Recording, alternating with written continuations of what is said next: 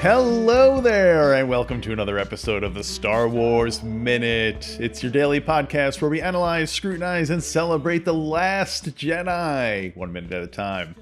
I'm Alex Robinson from alexrobinson.fun. I'm Pete the Retailer from PeteTheRetailer.com. I'm Paul F. Tompkins, one of the hosts of the official Star Trek podcast, The Pod Directive. Wow. Yeah, I know. Drop that bomb in there. Finally get into podcasting. Welcome to the pool, Paul. Well, you know, Pete, of course, does a Star Trek podcast as well. So now we should have worked some. You're outnumbered. Don't mention Well, we're super glad to have you back here for minute 109. It's great to be back. I'm embarrassed to say, of course, as you can see, I'm not home. I don't know how this happened. We're in Gettysburg, Pennsylvania. Wow.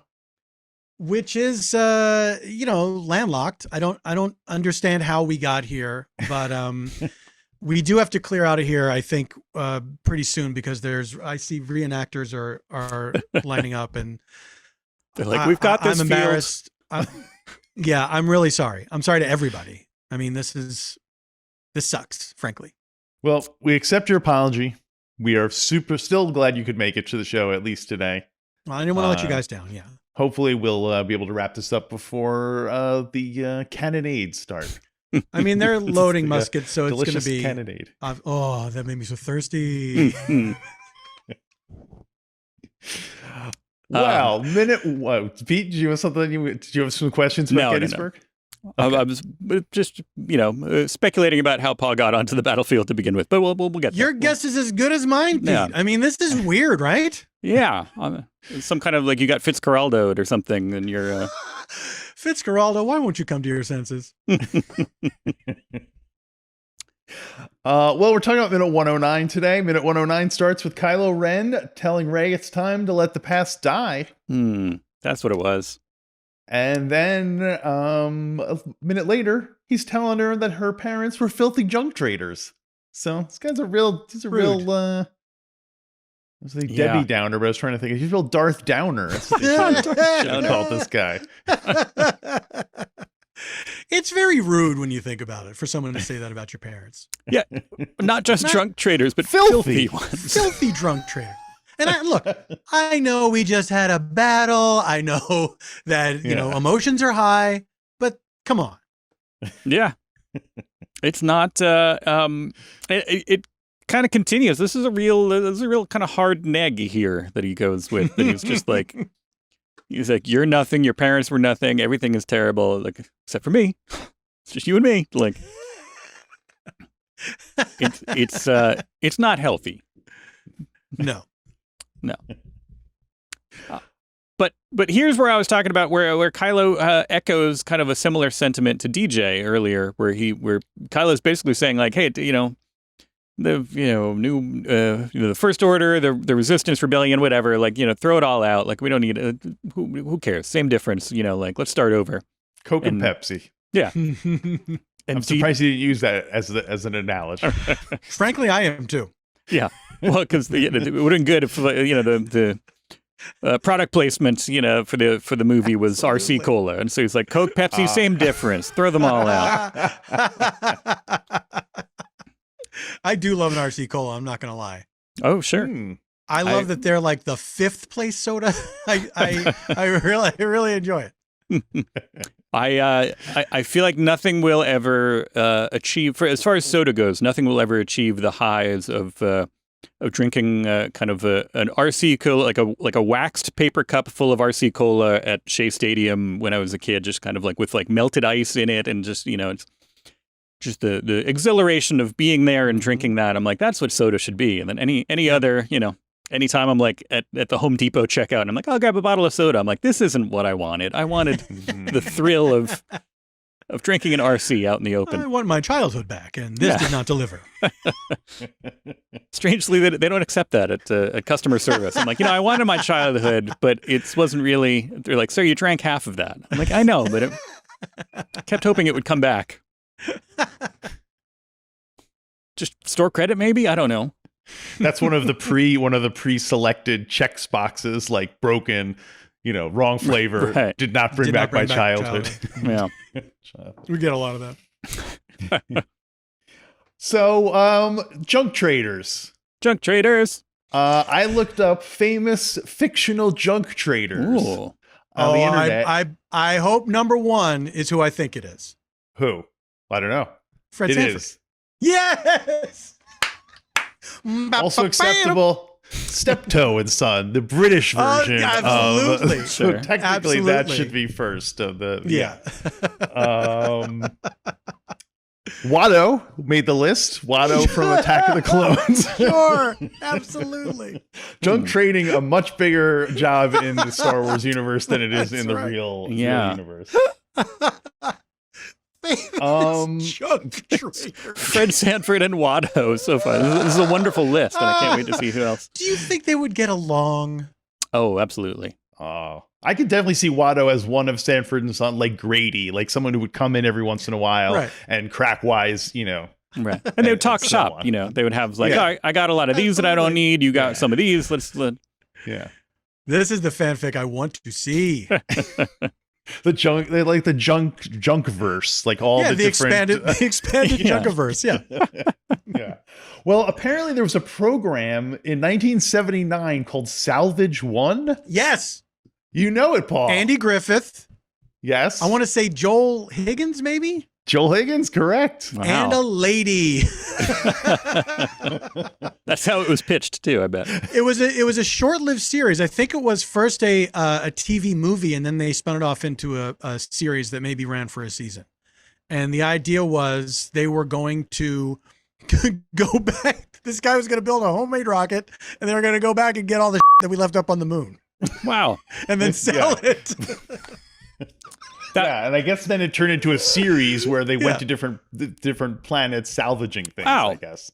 An Andy Griffith science fiction show. Yeah. Who would have guessed it? I want that. I know it won't. This is gonna it's gonna be like RC Cola, where I won't be able to capture what I want it to be. But this sounds right up my alley. I would like to check this out. I bet it's on YouTube. Yeah, probably. But again, the fact that I've never, when you said the title, I was like, in the back of my mind, I was like, I hope this is science fiction, but there's no way it can be. I would have heard of it. And then once it's like I had that disappointment with Mannix a couple of times. I'm like, I don't know. It sounds like he's a robot or something, but it's not. But it's can't wait to look for this show now. In between episodes, I'll go watch some Salvage One. Salvage One. I can't even picture what the spaceship looks like. You think I know. Is I it never made of watched Space junk? 1999, but I totally knew what that ship looked like. So it's weird. I feel like the dim memory I have of it, just like a flash, is that it was a regular looking rocket that they went to the moon. But obviously they would have to return somehow, but I don't remember that part at all. Yeah.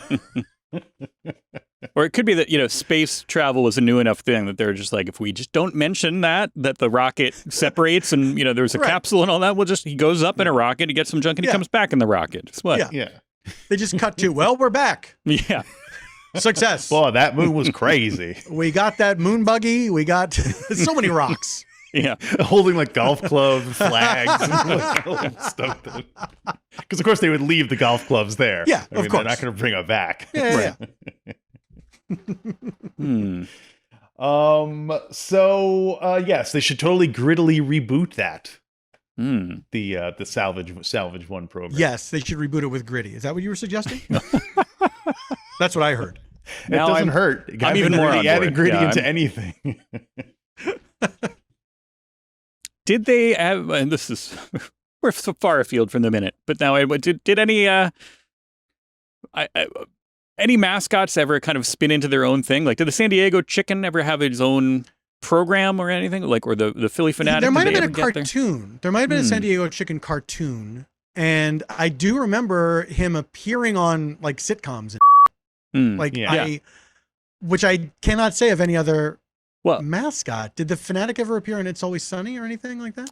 I think there's a weird loophole with the San Diego Chicken that is not he wasn't owned by the chicken exception. Right. Yeah. Legal circles, it's known as. I like how chickens are the theme of the week too. It's a nice little. That's right.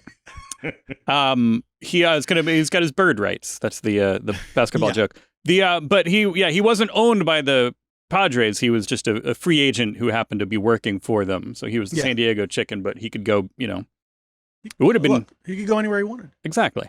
Did he ever wind up going somewhere else? Was he like Austin's San Diego chicken? He did. I can't remember what team, but he did end up mascotting for another team, and then just like it was like appearing at events and things like that. Yeah. But what a skid row of what a weird thing that a baseball team would be like.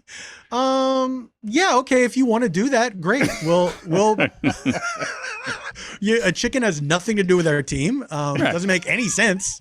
There's absolutely no through line, but sure, you can. We're not paying for the costume. You're bringing your own costume. Yeah, I don't think we're if you already want to do this, okay, fine. I mean, why did they? It doesn't make any sense to me. You have some breaking news on the San Diego chicken. This is phenomenal. Getting a report.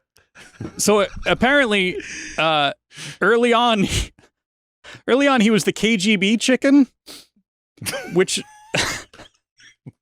Yakov Smirnoff. He was that a radio station? It was KGB FM radio in San Diego. So he was the mascot for that.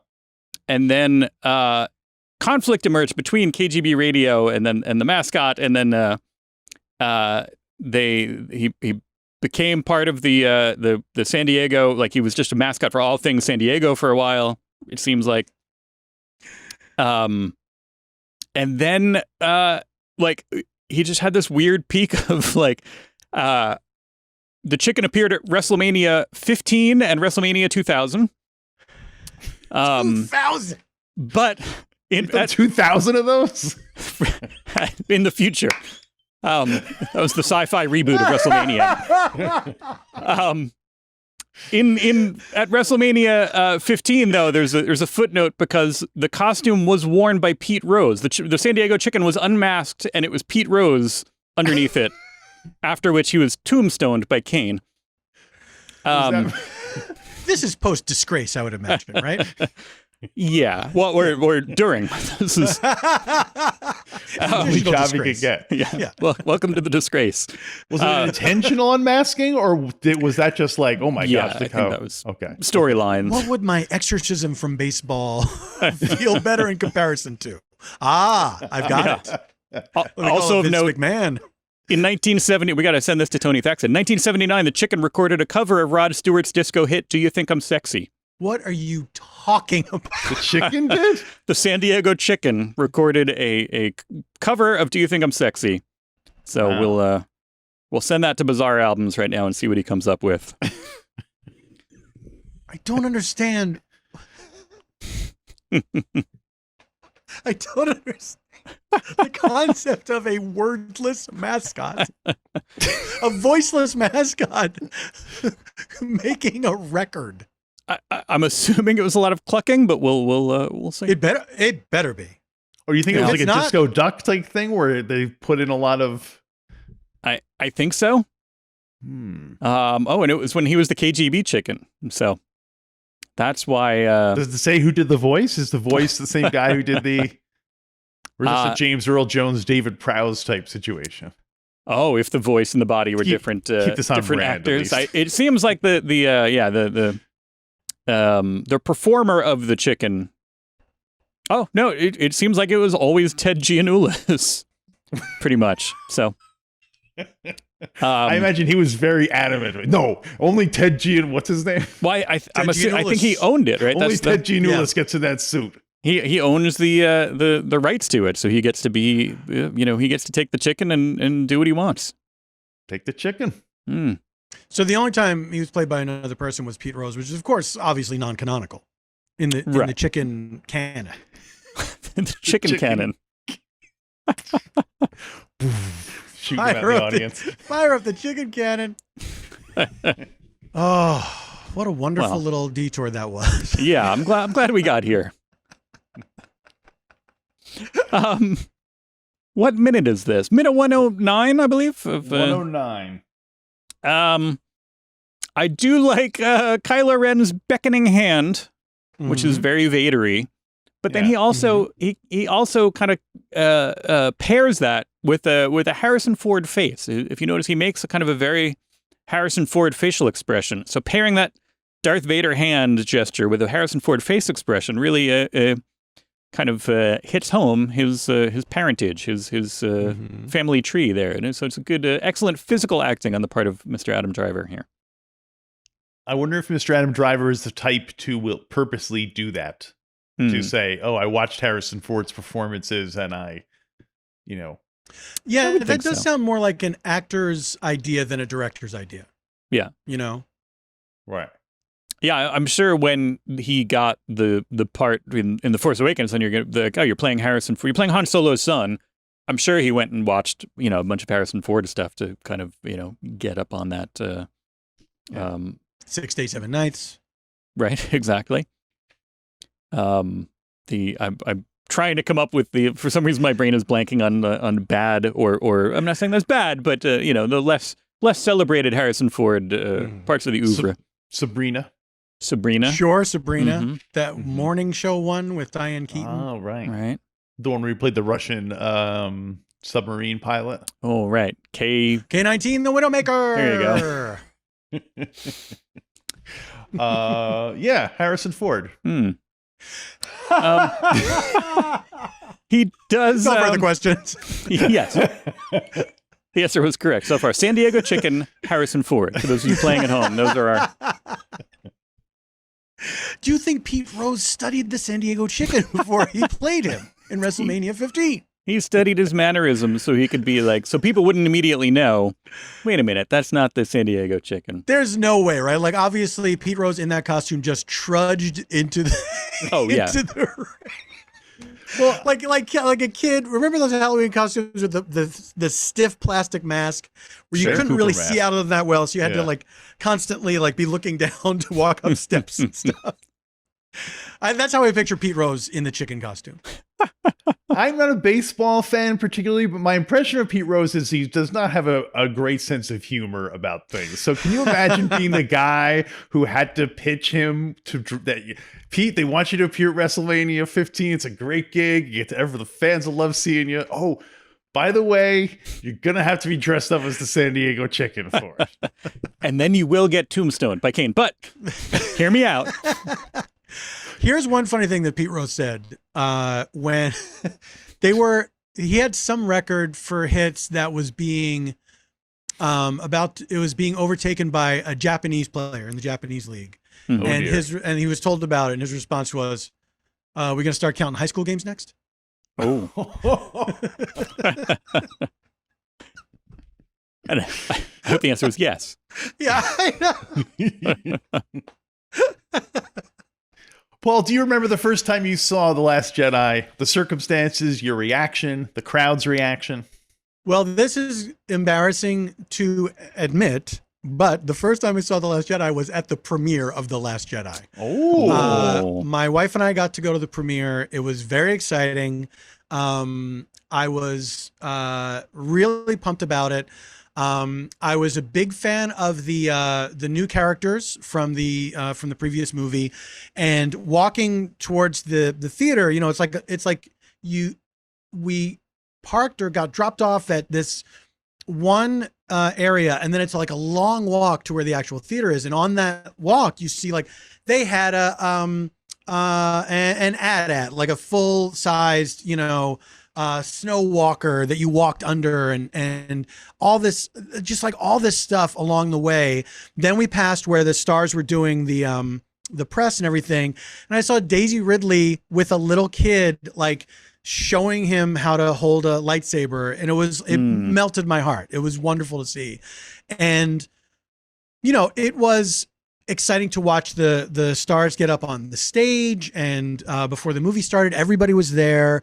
It was my first time seeing like a lot of these people in person that I'd never seen before, including like Peter Mayhew and the new guy who was playing Chewbacca and Anthony Daniels, and it was really cool. It was really cool, and the movie we had great seats. It was like a vast theater. And we had great seats that were kind of like eye level with the screen, and it was so exciting. It was thrilling. And then on top of that, I had no idea what was going to happen and what was being done with the storytelling, and so many great moments that I was really just excited about. It was really cool. It was much better than my feeling when I went to see The Force Awakens at the Chinese Theater opening night with Matt Gorley and James Bladen, and like at one point we were all like, is somebody going to come in here and shoot up the theater? Like we were realizing like that's a thing that happens now. And is that going to happen here? Because there's a lot of people here. It didn't, which was a relief. But so that was I'd never been to I've been to a few movie premieres, never something like that I had nothing to do with. I was not connected with in any way. Mm-hmm. And it was thrilling. It was thrilling to be there. And I thought, like, does this prejudice me against the movie? Because you get caught up in the emotion of a premiere. Like, people are thrilled because it's all these people that have been working on this thing for so long, and now it's finally happening, and they're excited. And like, I've been to premieres of movies where it's like, watching it again away from that, it's like, oh, this movie is bad. But I rewatched over the course of the pandemic, I rewatched all of the Star Wars movies, and it really held up for me. Like, I still loved it. It's still my favorite. Awesome. Yeah, it is a good one. I remember having that, not that I went, but I talked to a friend who went to, I think, episode 2 or 3. And they were like, oh, did you see the new Star Wars? I was like, yeah, I really didn't, I'm not really happy with that one. And they were like, I liked it, but also because I got to see it at the ranch. And I was like, well, I understand that. Like, I can understand going to see it. Being Absolutely. Caught up in it and being like, sure. Yeah. Yeah. You should, probably. Paul, who did you cosplay as when you went to this premiere? IG-88. That would be like the worst one to have to sit through a movie in. It's all like stiff. The people behind you. Can you please remove your hat? It's not a hat. It's a costume. And it's attached. I can't. This is a whole piece from my head to my waist. Oh, digging into your where the bends. Ugh. Yeah. Well, I guess clearly we've run out of things to talk about with minute number 109 of The Last Jedi, but you know what? We get more Kylo Ren negging tomorrow. And so, Paul, I have to assume now that you are just going to live in Gettysburg, Pennsylvania. No, I cannot. I cannot accept this. You can do that. I can't accept this. I promise you, no matter what, I will get my boat back to Los Angeles by tomorrow. Wow. That's right. a promise. This is the beginning of a H.G. Wells novel right here. So Pete, you're jinxing me.